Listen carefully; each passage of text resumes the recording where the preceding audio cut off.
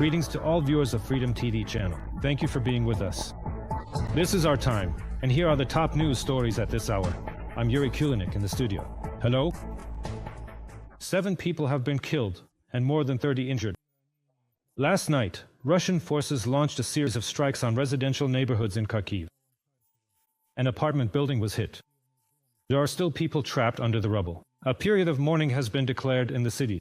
Among the dead are a 1.5-year-old girl and a 16-year-old boy. The youngest victim is just 6 years old.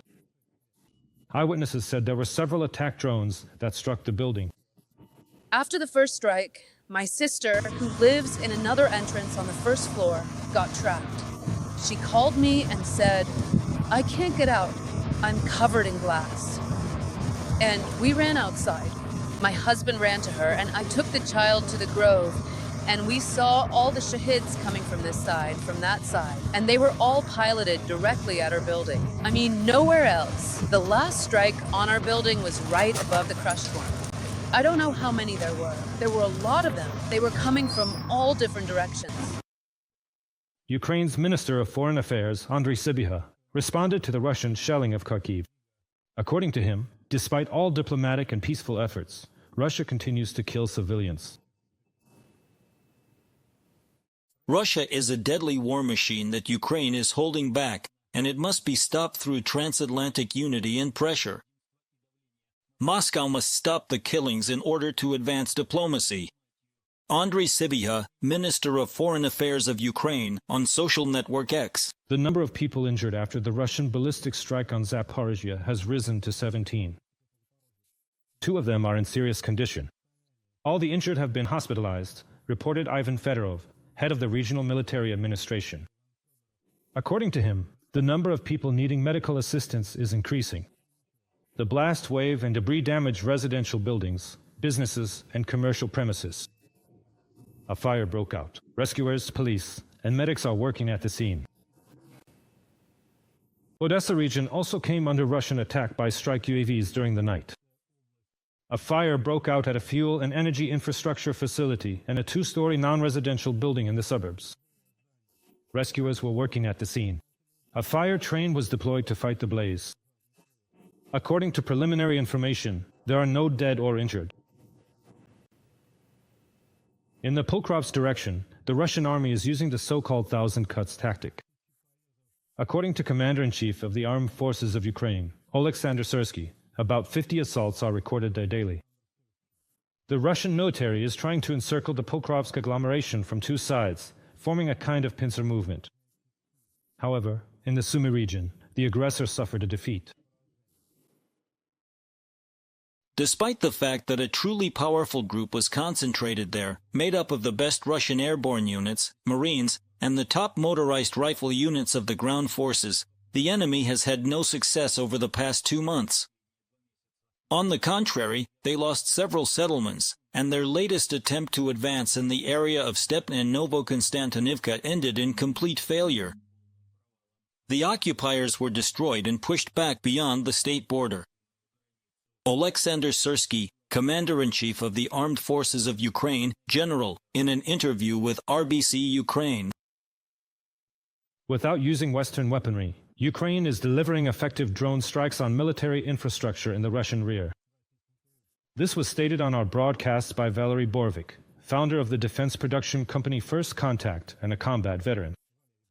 According to him, Ukrainian drones are essentially replacing the missile component.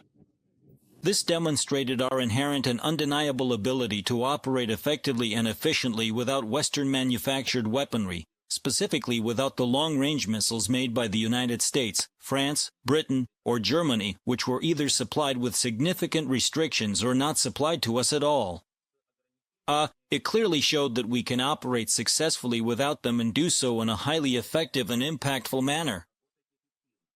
Drones have truly replaced the missile component here.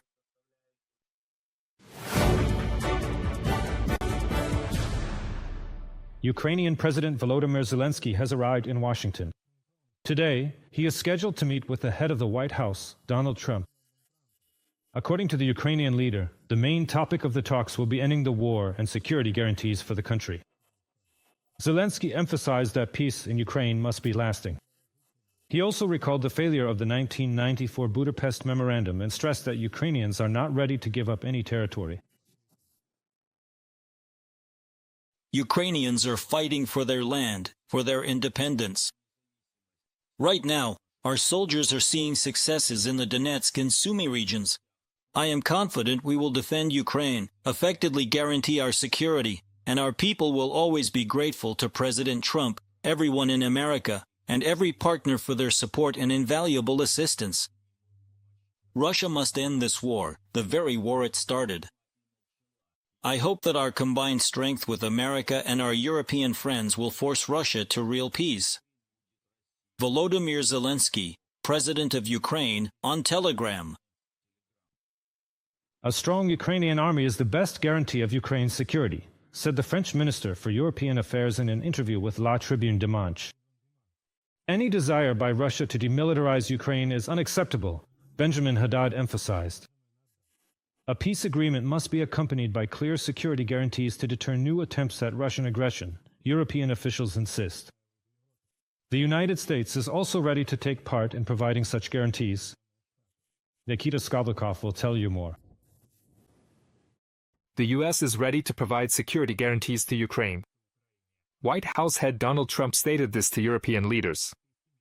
According to sources from the Wall Street Journal, during Trump's negotiations with Putin in Alaska, the Russian dictator allegedly agreed that peace agreements could include the presence of Western troops on Ukrainian territory to ensure a long-lasting and stable peace. European leaders consider providing security guarantees to Ukraine a top priority.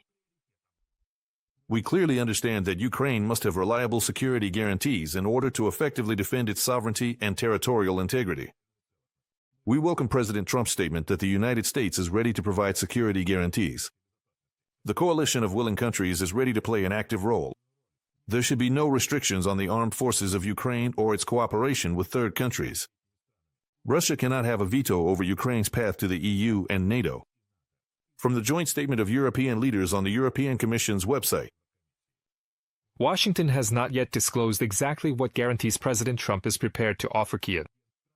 But according to Italian Prime Minister Giorgia Meloni, it is about a mechanism based on Article 5 of the NATO Charter, without Ukraine's formal accession to the alliance. This means that an attack on Ukraine would be considered an attack on the entire North Atlantic bloc, obligating allies to provide assistance, including the use of military force. President Trump raised the issue of the Italian idea of security guarantees based on Article 5 of NATO. The starting point of the proposal is to define a collective security provision that would allow Ukraine to receive support from all its partners, including the United States, who are ready to take action in the event of a new attack. European states remain united in their support for Ukraine at this stage of the negotiations. A path to peace is not easy, but what matters is that it has begun. Giorgia Meloni, Prime Minister of Italy, on the government website. In this context, when Meloni essentially acts as a spokesperson for the pro-Ukrainian position and conveys to President Trump that Ukraine needs strong security guarantees, it is very important. That's why Trump, in principle, might actually listen to her, unlike many other leaders whom he simply doesn't want to see or hear from at all. German Chancellor Friedrich Merz considers the U.S.'s willingness to provide security guarantees to Ukraine a major step forward. right now, security issues are on the agenda, that is, questions about how to ensure a lasting peace agreement with Russia. And the good news is that America is ready to participate in such security guarantees and is not leaving this responsibility solely to the Europeans. But of course, Europeans must also do everything in their power to ensure Ukraine's long-term security. From my point of view, that's self-evident. The participation of the Americans in this process, their willingness to be involved, that's good news. But the main guarantee of Ukraine's security remains its own defense forces. That's why, according to the leaders of the Baltic and Northern European states, there can be no restrictions for the armed forces of Ukraine. In their joint statement it says, "The Russian dictator cannot be trusted, and only Russia bears responsibility for the war unleashed against Ukraine and for gross violations of international law."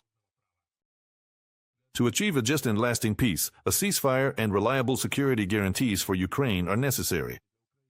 A peace agreement requires firm and concrete commitments from transatlantic partners to protect Ukraine from any future aggression.